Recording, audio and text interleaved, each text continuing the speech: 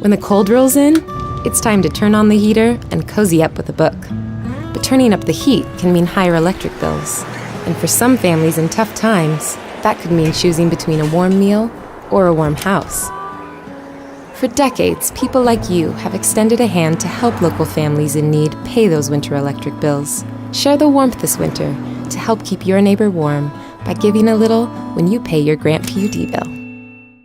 An appeals court upheld murder and assault convictions for a man who fatally shot 22-year-old Christian Guerra in Moses Lake in 2015. Jason Williams was sentenced to 40 years in prison after being found guilty of murder in the second degree and 3 counts of assault in the first degree in the January 18, 2015 shooting. Williams and his wife, Martha Mejia, were in a GMC Yukon in the Jack in the Box drive-thru when Mejia almost backed into a 2010 Ford Fusion where Guerra was a passenger. The driver of the Ford honked at Mejia, who then got out of her SUV and began arguing with the driver.